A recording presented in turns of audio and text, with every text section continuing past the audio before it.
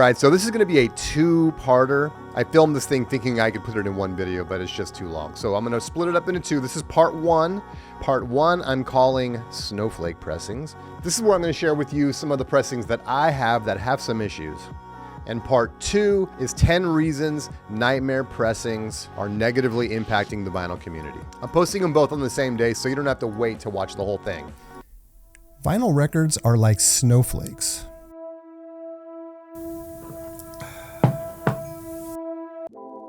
I'm going to try to make this a polite rant. About as polite as you can be when you're making a video called Nightmare Pressings. So let me start by showing you some pressings that I've acquired over the last year that are less than stellar.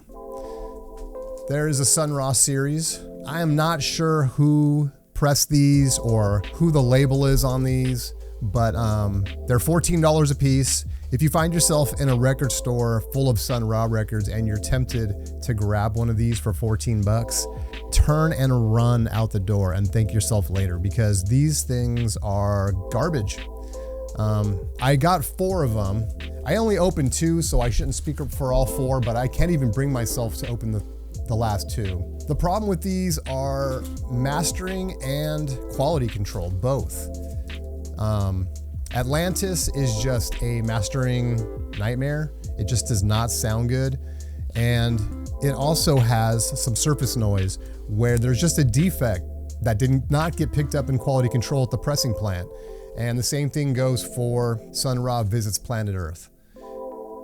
Unfortunate, because these are all amazing records. Night at the Purple Moon, Interstellar Loways, but you get what you pay for sometimes, and not enough went into making sure that these records hit the shelf with any kind of respectable sound quality. Okay, next on the list is Miles Davis.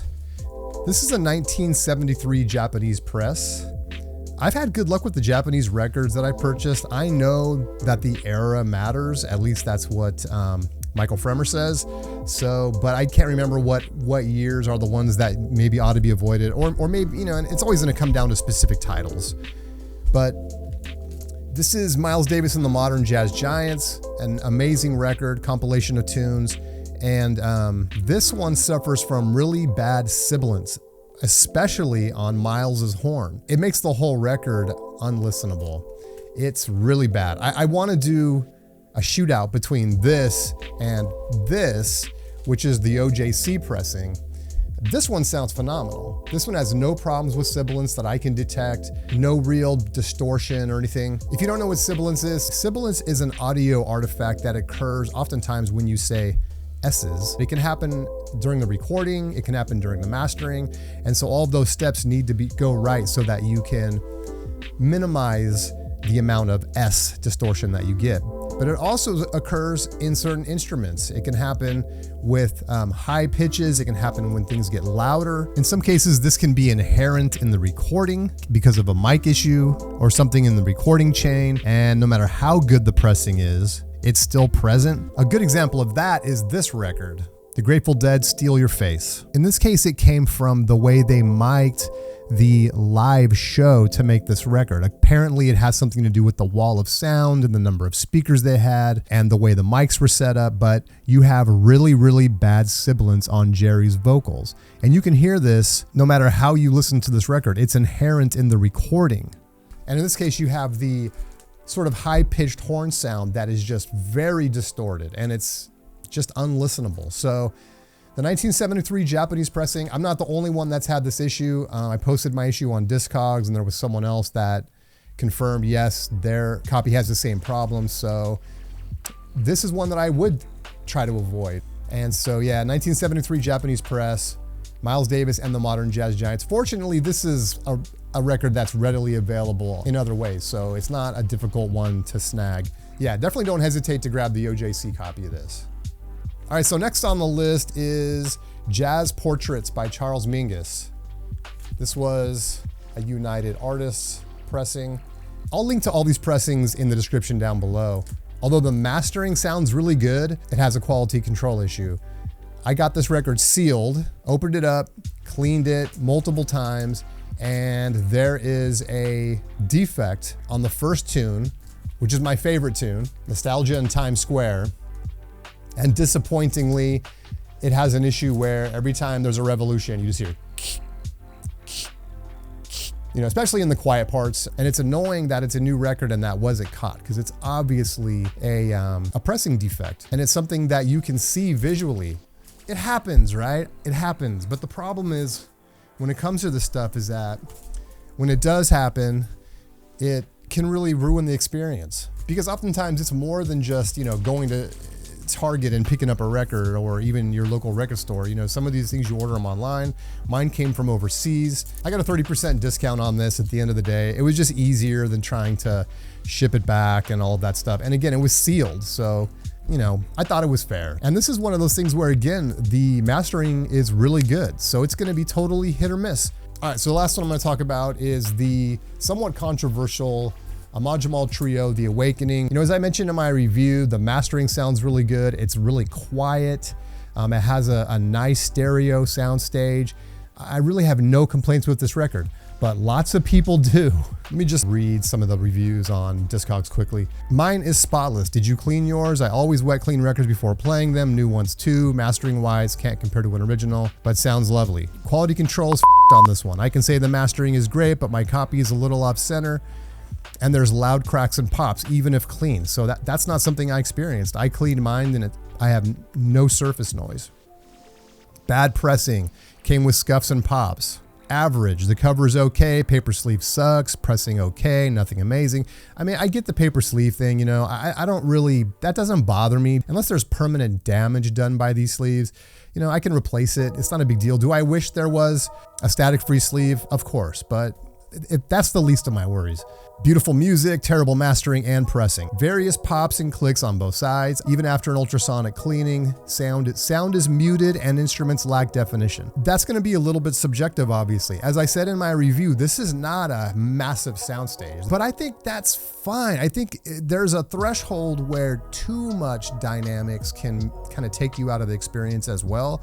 And there's kind of like that sweet spot, right? Where things feel super compressed and flat and muddled, and then you kind of expand the soundstage, and then you get that sweet spot where things sound really good and there's enough separation and there's enough in the high end and the low end, but then you get beyond that and that can start to seem unrealistic. So that's a little bit subjective, but at the same time, if you're comparing to other records in your collection, yes, as I said, this is not a super wide dynamic range, but I felt that the dynamic range was fine on my copy.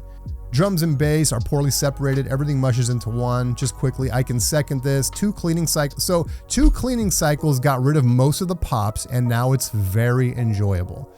So again, annoying, just like the paper sleeve issue, but if I have to replace a sleeve and clean my record a couple times to get something really nice for $30, I mean, I don't know. I can live with that.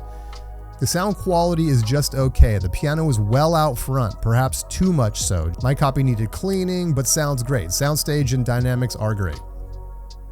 So there you go, a wide variety of opinions about Ahmad Jamal Trio Awakening. So what does that tell you?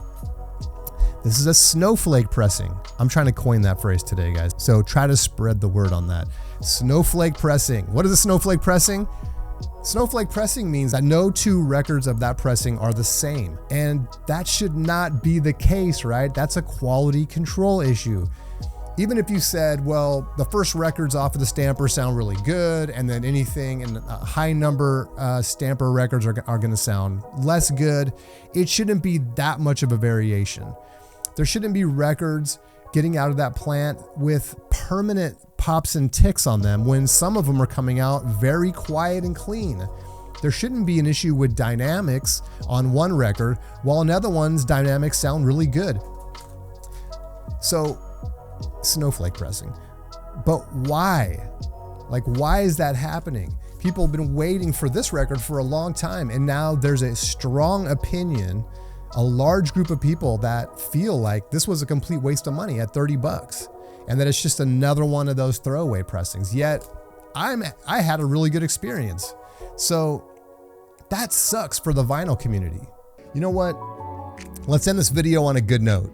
Record collecting is supposed to be fun. Do you remember a time before run out grooves and matrix numbers and VG pluses and what label put this album out? What year did it come out? Where in the world was it pressed? I used to walk into a record store, go for the Doors, grab their first album, take it up to the counter, pay for it, come home, drop it on my turntable, and just enjoy the music. I sometimes think that this is a case where ignorance really is bliss, and sometimes I wish I could go back to that time where things were simpler and I wasn't so obsessed with things like pressings and condition and is this the best sounding version of this record and what pressing plant made this record. Maybe we can all learn a lesson. Maybe we should pay less attention to all the details around and the technicalities around the media that we're listening to and just enjoy the music. Nah, screw that.